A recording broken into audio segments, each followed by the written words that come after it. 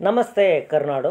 ತಮಗೆಲ್ಲರಿಗೂ Raman tutorials for GK ಚಾನಲ್ಗೆ ಹಾರ್ದಿಕ ಸ್ವಾಗತ. ಈ ದಿನ ತರಗತಿಗೆ ನಾನು ತಮ್ಮನ್ನು ಸ್ವಾಗತಿಸ್ತಾ ಈ 31ನೇ ವಿಡಿಯೋ, ಸಾಮಾನ್ಯ ವಿಜ್ಞಾನಕ್ಕೆ ಸಂಬಂಧಪಟ್ಟಂತಹ 31ನೇ ವಿಡಿಯೋನ ತಮ್ಮೆದುರಿಗೆ ತರ್ತಾ ಇದ್ದೀನಿ. ಹಾಗಾದರೆ ಈ ವಿಡಿಯೋ ಸರಣಿ ಅಲ್ಲದೆ ಇತರ 30 ವಿಡಿಯೋಗಳ ವಿಡಿಯೋ ಸರಣಿಯನ್ನು ಡಿಸ್ಕ್ರಿಪ್ಷನ್ ಬಾಕ್ಸಲ್ಲಿ ಹಾಕಿದ್ದೀನಿ, ಲಿಂಕನ್ನು ತಾವು ಅಲ್ಲಿ ನೋಡ್ಕೋಬೋದು. ಅಲ್ಲದೆ ನಮ್ಮ ಜನರ ಗ್ರೂಪಿಗೆ ಸೇರಬೇಕು, ರಾಮನ್ ಟ್ಯುಟೋರಿಯಲ್ಸ್ ವಾಟ್ಸಪ್ ಗ್ರೂಪಿಗೆ ಸೇರಬೇಕಂದ್ರೆ ಅದರ ಲಿಂಕನ್ನು ಕೂಡ ಹಾಕಿದ್ದೇನೆ, ತಾವು ಅಲ್ಲಿ ಕೂಡ ಜಾಯ್ನ್ ಆಗ್ಬೋದು. ಈಗ ತರಗತಿಯನ್ನು ಮುಂದುವರಿಸ್ತಾ ಮೊದಲ ಪ್ರಶ್ನೆಯನ್ನು ತಗೊಳ್ತಾ ಇದ್ದೀನಿ. ಹಾಗೆಯೇ ಮೊದಲ ಬಾರಿ ನಮ್ಮ ಚಾನಲ್ ನೋಡ್ತಾ ಇದ್ದರೆ ದಯವಿಟ್ಟು ಸಬ್ಸ್ಕ್ರೈಬ್ ಮಾಡಿ ಅಂತ ತಮ್ಮಲ್ಲಿ ಹೇಳ್ತೇನೆ. ಈಗ ಮಾಡೋದ್ರ ಮೂಲಕ ನಾವು ಮುಂಬರುವಂತಹ ವಿಡಿಯೋಗಳ ನೋಟಿಫಿಕೇಷನನ್ನು ತಾವು ಪಡಿಬೋದು. ಈಗ ಮೊದಲ ಪ್ರಶ್ನೆಯನ್ನು ತೆಗೆದುಕೊಳ್ಳೋಣ. ಮೋಡ ತುಂಬಿದ ಹಗಲುಗಳು ತಂಪಾಗಿರುತ್ತೆ, ಸಹಜವಾಗಿ ಅವು ತಂಪಾಗಿರುತ್ತೆ. ಹಾಗಾದರೆ ಏನು ಕಾರಣ? ನೋಡಿ, ಇಲ್ಲಿ ಮೋಡ ತುಂಬಿದ ವಾತಾವರಣ ಇದೆ. ಈ ಸಂದರ್ಭದಲ್ಲಿ ಹಗಲುಗಳು ಏನಾಗಿರುತ್ತೆ, ಹಗಲು ಕೋಲ್ಡ್ ಆಗಿರುತ್ತೆ ನಾರ್ಮಲಿ ಅದರ್ ಡೇಸ್ಗೆ ಕಂಪೇರ್ ಮಾಡಿದಾಗ. ಮೋಡಗಳು ದುರ್ಬಲ ಉಷ್ಣವಾಹಕಗಳು, ಅವು ಸೂರ್ಯನಿಂದ ಬಂದ ವಿಕಿರಣವನ್ನು ಭೂಮಿಗೆ ತಲುಪೋದಕ್ಕೆ ಬಿಡೋದಿಲ್ಲ. ಆದ್ದರಿಂದ ಮೋಡಗಳು ತುಂಬಿದಂತಹ ಹಗಲುಗಳು ಯಾವಾಗಲೂ ತಂಪಾಗಿರುತ್ತೆ.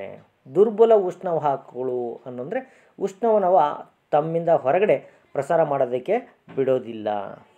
ಹಾಗೆಯೇ ವಾಹನಗಳು ನಯವಾದ ಜಾಗದಲ್ಲಿ ಚಲಿಸಿದಾಗ ಜಾರುತ್ತೆ, ಸ್ಲೈಡ್ ಆಗುತ್ತೆ.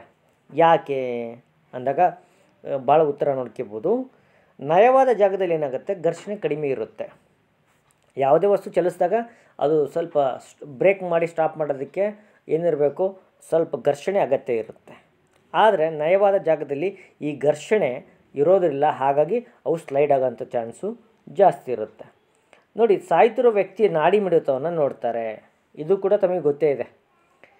ಏನಪ್ಪ ನಾಡಿ ಮಿಡಿತ ಯಾಕೆ ನೋಡ್ತಾರೆ ಅಂತಂದರೆ, ಅಪಧಮನಿ ರಕ್ತನಾಳಗಳ ಒಳಗೋಡೆಯ ಮೇಲೆ ಏನಾಗುತ್ತೆ, ಒಂದು ಆಂತರಿಕ ಒತ್ತಡ ಇರುತ್ತೆ. ಆ ಆಂತರಿಕ ಒತ್ತಡವನ್ನು ನಾವು ನಾಡಿ ಮಿಡಿತ ಅಂತಿರ್ತೀವಿ.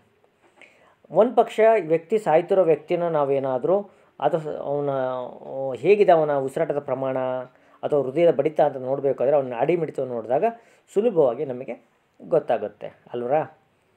ಹಾಗೆಯೇ ಈ ಸ್ಕರ್ವಿ ವಿಟಮಿನ್ ಸಿ ಇದೆ ನೋಡಿ. ಸ್ಕರ್ವಿ ರೋಗಿಗಳಿಗೆ ವಿಟಮಿನ್ ಸಿ ಅಂದರೆ ಇರೋವಂಥ ವಸ್ತುಗಳನ್ನ ತಿನ್ನಲಿಕ್ಕೆ ಹೇಳ್ತಾರೆ. ಇದರಲ್ಲಿ ವಿಟಮಿನ್ ಸಿಯಲ್ಲಿ ಆರೆಂಜಸ್ ಬರುತ್ತೆ, ಲೆಮನ್ ಬರುತ್ತೆ. ಹುಳಿ ಇರುವಂತಹ ಹೆಚ್ಚು ಕಮ್ಮಿ ಎಲ್ಲ ವಸ್ತುಗಳು ವಿಟಮಿನ್ ಸಿಯನ್ನು ಹೊಂದಿರುತ್ತೆ.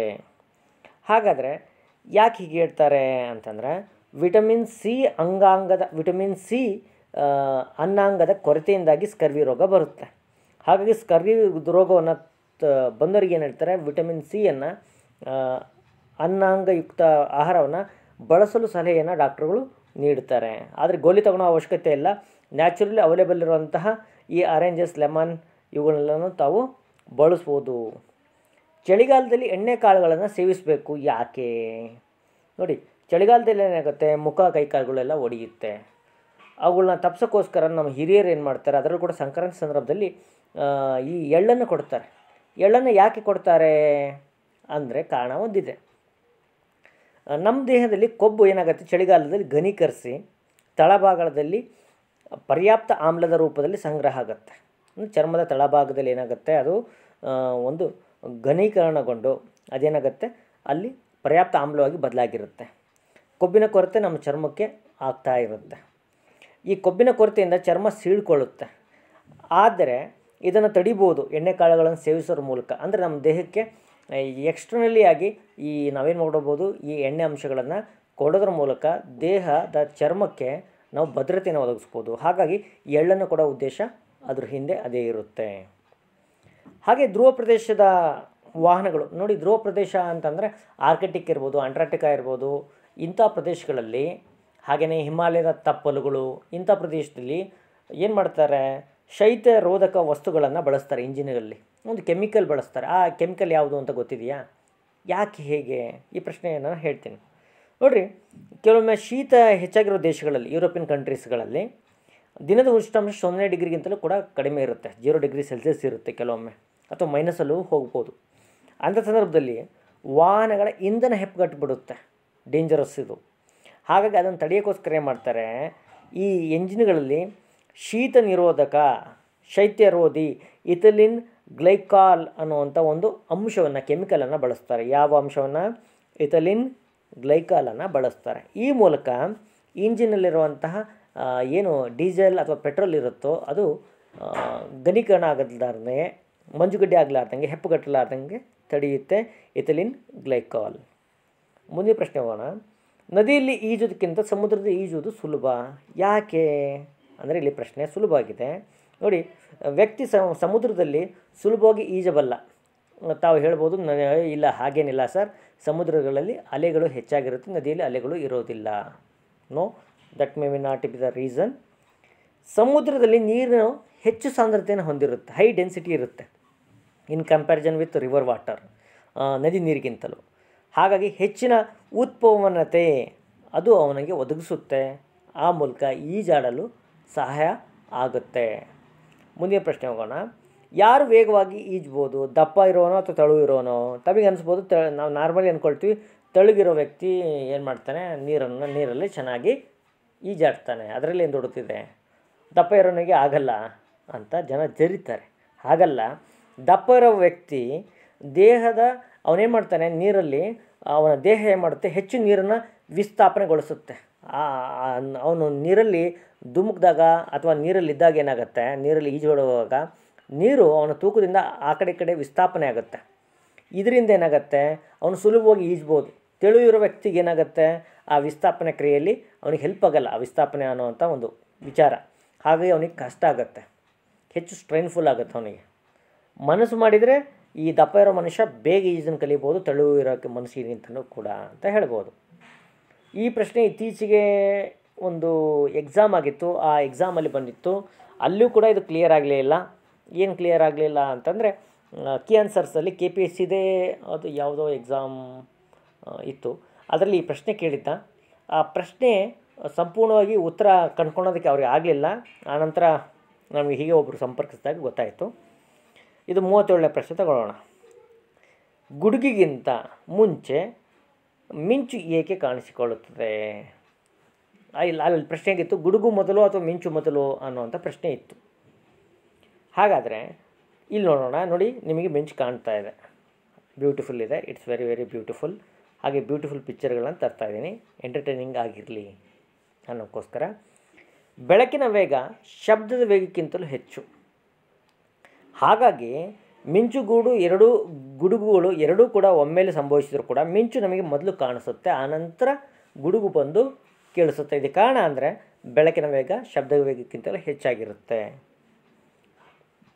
ಶಸ್ತ್ರಚಿಕಿತ್ಸೆಯ ಸಂದರ್ಭದಲ್ಲಿ ನೋವು ನಿವಾರಕಗಳನ್ನು, ಪೇನ್ ಕಿಲ್ಲರ್ಸನ್ನು ಮತ್ತು ಪ್ರಜ್ಞಾಹೀನ ರಾಸಾಯನಿಕ ವಸ್ತುಗಳನ್ನು ಬಳಸ್ತಾರೆ. ಯಾಕೆ ಹೀಗೆ ಅಂದರೆ ಏನಾಗುತ್ತೆ ಅಂತಂದರೆ, ನೋವು ನಿವಾರಕ ಈ ಗೋಲಿಗಳನ್ನು ಮತ್ತು ಅನಸ್ತೇಶಿಯಾನ ಕೊಡ್ತಾರೆ. ಕಾರಣ ಏನು ಅಂತಂದರೆ, ಅವು ನೋವನ್ನು ತಡೆಯಲು ಹಾಗೆ ನೋವನ್ನು ನಿವಾರಿಸಲು ತುಂಬ ಈ ನೋವು ನಿವಾರಕಗಳು ಅಥವಾ ಪ್ರಜ್ಞಾಹೀನ ಅನಸ್ತೇಶಿಯಾ ಅಂತ ಔಷಧಿಗಳು ತುಂಬಾ ಇಂಪಾರ್ಟೆಂಟ್. ಅದರಲ್ಲೂ ಕೂಡ ಕ್ಲೋರೋಫಾರಮನ್ನು ಪ್ರಜ್ಞಾಹೀನ ರಾಸಾಯನಿಕ ವಸ್ತುವಾಗಿ ಬಳಸ್ತಾರೆ. ಇದು ತಮಗೆ ಪರಿಚಯ ಇರಲಿ. ಈ ಪರ್ವತಾರೋಹಿಗಳು ಹಾಗೆ ಸಮುದ್ರಯಾನಿಗಳು ಏನು ಮಾಡ್ತಾರೆ, ಸಿಲಿಂಡ್ರನ್ನು ಬಳಸ್ತಾರೆ. ಅದರಲ್ಲೂ ಕೂಡ ಆಕ್ಸಿಜನ್ ಸಿಲಿಂಡ್ರನ್ನು ತಮ್ಮ ಜೊತೆಗೆ ಇಟ್ಕೊಂಡಿರ್ತಾರೆ. ಯಾಕೆ ಹೀಗೆ ಅಂತಂದರೆ, ಪರ್ವತಾರೋಹಿಗಳು ಅದರಲ್ಲೂ ಕೂಡ ಡೀಪ್ ಸಿ ಡೈವಿಂಗ್ ಅಂತ ಬರ್ತಾರೆ, ಆಳವಾದ ಸಮುದ್ರದಲ್ಲಿ ಈಜಾಡೋರು. ಇವ್ರಿಗೇನಪ್ಪ ಪ್ರಾಬ್ಲಮ್ ಅಂದರೆ, ಇವರು ಇರುವಂಥ ಸ್ಥಳಗಳು ಅಂದರೆ ಹೈ ಆಲ್ಟಿಟ್ಯೂಡ್ ಮತ್ತು ಲೋ ಆಲ್ಟಿಟ್ಯೂಡ್ ಇರೋವಂಥದ್ದು. ಸಮುದ್ರ ಆಳ ತುಂಬ ಲೋ ಆಲ್ಟಿಟ್ಯೂಡ್ ಇರುತ್ತೆ. ಹಾಗೆ ಬೆಟ್ಟ ಏನಿರುತ್ತೆ, ಪರ್ವತಾರೋಹಿಗಳು ತುಂಬ ಎತ್ತರದಲ್ಲಿರ್ತಾರೆ. ಇವರಿಬ್ಬರಿಗೂ ಕೂಡ ಆಕ್ಸಿಜನ್ ಕೊರತೆ ಇರುತ್ತೆ. ಹಾಗಾಗಿ ಅವರು ಏನು ಮಾಡ್ತಾರೆ, ಆಕ್ಸಿಜನ್ ಸಿಲಿಂಡರ್ಗಳನ್ನು ತಗೊಂಡು ಹೋಗ್ತಾರೆ. ಹಾಗೆ ಬಿಳಿ ರಂಜಕವನ್ನು ನೋಡಿದ್ದೀರಿ, ಇಲ್ಲಿದೆ ನೋಡಿ. ಈ ಬಿಳಿ ರಂಜಕ, ಈ ಫಾಸ್ಫರಸ್ 15P ಅಂತ ಏನಿದೆಯಲ್ಲ, ಇದನ್ನು ನೀರಿನಲ್ಲಿ ಸಂಗ್ರಹ ಮಾಡಿರ್ತಾರೆ. ತಮಗೂ ಕೂಡ ಗೊತ್ತು. ಯಾಕೆ ಅಂತಂದರೆ, ಬಿಳಿ ರಂಜಕ ಏನು ಮಾಡುತ್ತೆ, ಬಹಳ ಕ್ರಿಯಾಪಟುವಾಗಿರುತ್ತೆ. ಹಾಗೆಯೇ ವಾತಾವರಣದಲ್ಲಿ ಆಮ್ಲಜನಕದೊಂದಿಗೆ ಬೇಗ ಬೆರೆಯುತ್ತೆ. ಹಾಗೆಯೇ ಸುರದೀಪ್ತಿಯನ್ನು ಕೂಡ ಉಂಟು ಮಾಡುತ್ತೆ. ಆದ ಕಾರಣದಿಂದ ಇದನ್ನು ಏನಂತಾರೆ, ಇದನ್ನು ಬಿಳಿ ರಂಜಕವನ್ನು ನೀರಲ್ಲಿ ಸಂಗ್ರಹ ಮಾಡಿಡ್ತಾರೆ. ಈ ಮೂಲಕ ಅದು ಬೇಗ ದಹನವಾಗೋದನ್ನು ತಡೀತಾರೆ ಅಥವಾ ಆಮ್ಲಜನಕದೊಂದಿಗೆ ವರ್ತಿಸೋದನ್ನು ತಡೀತಾರೆ. ಸರ್, ನೀರಲ್ಲಿ ಆಮ್ಲಜನಕ ಇರುತ್ತೆ, ಆದರೆ ಅದು H2O ರೂಪದಲ್ಲಿರುತ್ತೆ. ರೆಫ್ರಿಜರೇಟರ್ ಬಾಗಿಲು ಬಿಗಿಯಾಗಿ ಮುಚ್ಚಿಕೊಳ್ಳಲು ಕಾರಣ ಏನು? ನೋಡಿ, ಎಳುತ್ತ ತಕ್ಷಣ ಹಿಂಗೆ ಎಳ್ಕೊಂಡಿರ್ತೀರಿ, ಅದು ವಾಪಸ್ಸು ಹೋಗಿಬಿಡುತ್ತೆ ತನ್ನ ಸ್ಥಾನಕ್ಕೆ. ಯಾಕೆ ಹೇಗೆ ಅಂತಂದರೆ ಅದರ ಏನಿರುತ್ತೆ ನೋಡಿರಿ, ರೆಫ್ರಿಜರೇಟ್ರ್ ತೆರೆದ ನಂತರ ಮುಚ್ಚಲು ಸ್ವಲ್ಪ ಪ್ರಯತ್ನಿಸಿದ್ರೆ ಸಾಕು, ತಕ್ಷಣ ಮುಚ್ಕೊಳ್ಳುತ್ತೆ. ಕಾರಣ ಇಷ್ಟೇ, ಆ ರೆಫ್ರಿಜರೇಟ್ರ್ ಬಾಗಿಲಿಗೆ ಏನಾಗಿರ್ತಾರೆ, ಅಯಸ್ಕಾಂತದ ರೇಖೆಗಳನ್ನು ಹಚ್ಚಿರ್ತಾರೆ. ಅದು ಸುತ್ತಲೂ ಏನಿರುತ್ತೆ ನೋಡಿ, ಬಾಗಿಲು ಮುಚ್ಚೋ ಜಾಗದಲ್ಲಿ ಎಲ್ಲ ಏನು ಮಾಡಿರ್ತಾರೆ ಅಂದರೆ ಅಯಸ್ಕಾಂತವನ್ನು ಇಟ್ಟಿರ್ತಾರೆ. ಈ ಮೂಲಕ ತಕ್ಷಣ ಅದು ಮುಚ್ಕೊಳ್ಳೋದಕ್ಕೆ ಕಾರಣ ಆಗುತ್ತೆ. ಮತ್ತೊಂದು ಪ್ರಶ್ನೆ, ಈ ಪೆಂಡಲಮ್ ಇರುತ್ತೆ ನೋಡಿ, ಗಡಿಯಾರದಲ್ಲಿ ಪೆಂಡಲಮ್ ಅಂತ ಇರುತ್ತೆ, ಪೆಂಡಲಮ್ ಗಡಿಯಾರಗಳು ಸಿಗುತ್ತೆ. ಅವುಗಳು ಬೇಸಿಗೆ ಸಮಯದಲ್ಲಿ ಹಿಂದೋಡುತ್ತೆ, ಸ್ವಲ್ಪ ಬ್ಯಾಕ್ ಆಗುತ್ತೆ. ಕಾರಣ ಏನು ಅಂತಂದರೆ ಇಷ್ಟೇ, ಬೇಸಿಗೆಯಲ್ಲಿ ಏನಾಗುತ್ತೆ, ಉಷ್ಣಾಂಶ ಹೆಚ್ಚಾಗಿರುತ್ತೆ, ಪೆಂಡುಲಮ್ನ ಉದ್ದ ಏನಾಗುತ್ತೆ, ಸ್ವಲ್ಪ ಜಾಸ್ತಿನೇ ಆಗುತ್ತೆ. ಹಾಗಾಗಿ ಅದು ಸಾಮಾನ್ಯ ಗಡಿಯಾರಕ್ಕಿಂತ ಸ್ವಲ್ಪ ಸೆಕೆಂಡ್ಗಳು ಹಿಂದೆ ಬೀಳುತ್ತೆ. ಯಾಕೆಂತಂದರೆ ಹೆಚ್ಚು ಸಮಯ ತಗೊಳ್ಳುತ್ತೆ ಒಂದು ರೊಟೇಷನ್ ಕಂಪ್ಲೀಟ್ ಮಾಡೋಕ್ಕೋಸ್ಕರ. ಹಾಗಾಗಿ ಈ ಪೆಂಡುಲಿಯಂ ಗಡಿಯಾರಗಳು ಬೇಸಿಗೆಯಲ್ಲಿ ಸ್ವಲ್ಪ ಹಿಂದೆನೇ ಬೀಳುತ್ತೆ ಅಂತ ಹೇಳ್ಬೋದು. ಅತಿಯಾದ ಉಷ್ಣಾಂಶದಿಂದ ಬಳಲುತ್ತಿರೋ ವ್ಯಕ್ತಿಗೆ ಯು ಡಿಕಲೋನ್ ಕೊಡ್ತಾರೆ. ಯು ಡಿಕಲೋನ್ ಅಂದರೆ ಏನು ತಮಗೆ ಗೊತ್ತಿದೆ, ಇದು ಮದ್ಯದಲ್ಲೂ ಕೂಡ ಬಳಸ್ತಾರೆ. ಈ ಯು ಡಿಕಲೋನ್ ಇದನ್ನು ಯಾಕೆ ಬಳಸ್ತಾರೆ ಅಂತಂದರೆ, ಇದು ಮದ್ಯಸಾರವಿರುತ್ತೆ. ಮದ್ಯಸಾರ ಏನು ಮಾಡುತ್ತೆ ಅಂದರೆ ವೇಗವಾಗಿ ಆವಿ ಆಗುತ್ತೆ, ವ್ಯಾಪರೇಷನ್ ಆಗುತ್ತೆ. ಹಾಗಾಗಿ ಇದನ್ನು ಪರ್ಫ್ಯೂಮ್ಗಳಲ್ಲೂ ಕೂಡ ಬಳಸ್ತಾರೆ. ದೇಹದ ಉಷ್ಣಾಂಶವನ್ನು ಇದನ್ನು ಬಳಸೋದ್ರ ಮೂಲಕ ಏನು ಮಾಡೋದು, ದೇಹದ ಉಷ್ಣಾಂಶವನ್ನು ಕಡಿಮೆ ಮಾಡೋದಕ್ಕೆ ಸುಲಭ ಆಗುತ್ತೆ. ಹಾಗೆಯೇ ಸಸ್ಯಗಳ ಬೇರಿನಿಂದ ನೀರು ಮೇಲೇರಿ ಬರುತ್ತೆ. ಅಂದರೆ ಸಸ್ಯಗಳ ಬೇರುಗಳ ಮೂಲಕನೇ ನೀರು ಗಿಡದ ತುದಿಯನ್ನು ತಲುಪುತ್ತೆ. ಇದು ಯಾಕೆ ಹೀಗೆ ಅಂದರೆ, ಸಸ್ಯಗಳ ಬೇರಿನಿಂದ ನೀರು ಲೋಮನಾಳಗಳ ಕ್ರಿಯೆಯ ಮೂಲಕ ಮೇಲೇರುತ್ತೆ. ಅಂದರೆ ನೀರು ಗುರುತ್ವಾಕರ್ಷಣ ಕ್ರಿಯೆಗೆ ವಿರುದ್ಧವಾಗಿ ಚಲಿಸುತ್ತೆ. ಸುಲಭವಾಗಿ ಡೌನ್ ಪೋರಿಂಗ್ ವಾಟರ್ ಅಂತಂದರೆ ನೀರು ಇಳಿಜಾರಿನಲ್ಲಿ ಹೋಗುತ್ತೆ, ಆದರೆ ಇಲ್ಲಿ ಗಿಡದಲ್ಲಿ ಏನಾಗುತ್ತೆ ಅಂತಂದರೆ ಮೇಲ್ಮುಖವಾಗಿ ಚಲಿಸುತ್ತೆ.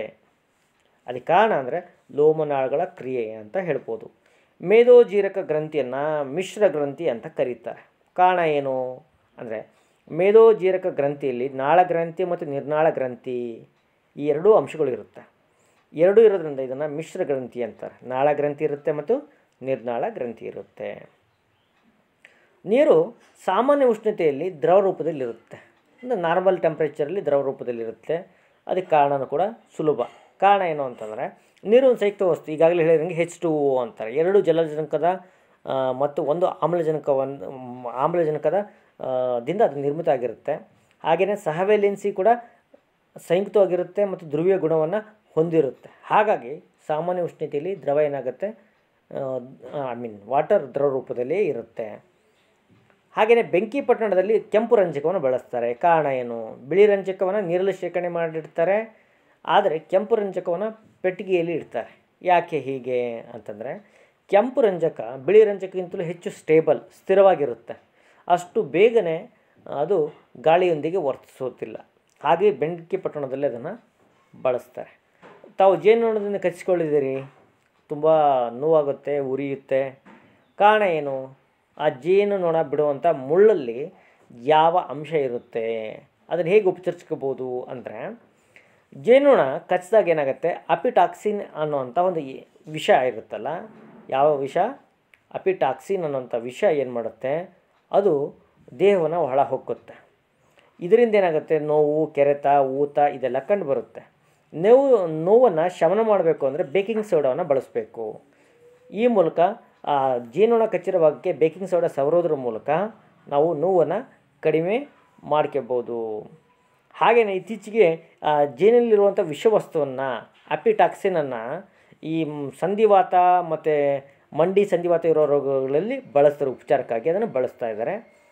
ಎಣ್ಣೆ ದೀಪ ನೋಡಿದಿರಲ್ಲ, ಲಾಸ್ಟ್ ಟೈಮ್ ಹಿಂದಿನ ಕಾಲದಲ್ಲಿ ಎಣ್ಣೆ ದೀಪಗಳಿದ್ವು, ಈಗ ದೇವರ ಮುಂದೆ ಮಾತ್ರ ಎಣ್ಣೆ ದೀಪಗಳು ಕಾಣ್ತೀವಿ ನಾವು. ಹೇಗೆ ಅಲ್ಲಿರುವಂಥ ಇಂಧನ, ಕೆರೋಸಿನ್ ಆಗಿರ್ಬೋದು ಅಥವಾ ಆಯಿಲ್ ಆಗಿರ್ಬೋದು, ಅದು ಹೇಗೆ ಮೇಲಿರುತ್ತೆ ಅಂದರೆ, ಬತ್ತಿ ಇದೆ ನೋಡಿ ಸ್ನೇಹಿತರೆ, ಆ ಬತ್ತಿಯಲ್ಲಿ ರಂಧ್ರಗಳೇನಿರುತ್ತಲ್ಲ ಅವು ಲೋಮನಾಳದಂತೆ ಕೆಲಸ ಮಾಡುತ್ತೆ. ಯಾವ ರೀತಿ ಅಂತಂದರೆ, ಈ ಸಸ್ಯದಲ್ಲಿ ಹೇಗೆ ಪ್ರಕ್ರಿಯೆ ನೀರು ಬೇರುಗಳ ಮೂಲಕ ಬೇರುವಿನಿಂದ ತುದಿಯವರೆಗೆ ಹೇಗೆ ಹೋಗುತ್ತೋ ಅದೇ ತಂತ್ರಜ್ಞಾನದ ಅಡಿಯಲ್ಲಿ ಏನಾಗುತ್ತೆ, ಎಣ್ಣೆನೂ ಕೂಡ ಮೇಲಿರುತ್ತೆ. ಲೋಮನಾಳದಂತೆ ಕಾರ್ಯನಿರ್ವಹಿಸಿ ಎಣ್ಣೆ ಮೇಲಿರುತ್ತೆ. ಎಲ್ಲ ರೂಮ್ಗಳಲ್ಲಿ ವೆಂಟಿಲೇಟರ್ನ ಬಾಗಿಲ ಹತ್ರ ಅಥವಾ ತುಂಬ ಎತ್ತರ ಸ್ಥಳದಲ್ಲಿ ವೆಂಟಿಲೇಟರ್ಗಳನ್ನು ಫಿಕ್ಸ್ ಮಾಡಿರ್ತಾರೆ. ಯಾಕೆ ಅಂತಂದರೆ ಸುಲಭ ಇದೆ. ಗಾಳಿ ತೂಕದಲ್ಲಿ ಹಗುರವಾಗಿರುತ್ತೆ, ಹಾಗೆ ಮೇಲಕ್ಕೆ ಏರಿ ಹೋಗೋದಕ್ಕೆ ಅದಕ್ಕೆ ಸುಲಭವಾಗಿ ಸಾಧ್ಯ ಆಗುತ್ತೆ. ಆ ಕಾರಣದಿಂದ ಏನು ಮಾಡ್ತಾರೆ, ಈ ಗಾಳಿ ಸುಲಭವಾಗಿ ಮೇಲೆ ಏರಿ ರೂಮಿಂದ ಹೊರಗಡೆ ಹೋಗಲಿ ಅನ್ನೋಕ್ಕೋಸ್ಕರ ವೆಂಟಿಲೇಟರ್ಗಳನ್ನು ಸಹಜವಾಗಿ ಸೀಲಿಂಗಿಗೆ ಹತ್ತತ್ರ ಅವನ್ನು ಫಿಕ್ಸ್ ಮಾಡಿರ್ತಾರೆ. ನೋಡಿ ಸ್ನೇಹಿತರೆ, ಹೀಗೆ ಹಲವು ಪ್ರಶ್ನೆಗಳನ್ನು ನಾನು ಮುಂದಿನ ದಿನಗಳಲ್ಲಿ ತರಲಿದ್ದೇನೆ. ಈಗ 25 ಪ್ರಶ್ನೆಗಳನ್ನು ತಂದಿದ್ದೇನೆ. ಇವು ಸಾಧಾರಣ ಅಂತ ಅನಿಸಿದ್ರು ಕೂಡ ಇನ್ನೂ ಸಾಕಷ್ಟು ಪ್ರಶ್ನೆಗಳನ್ನು ನಾನು ತರಲಿದ್ದೇನೆ.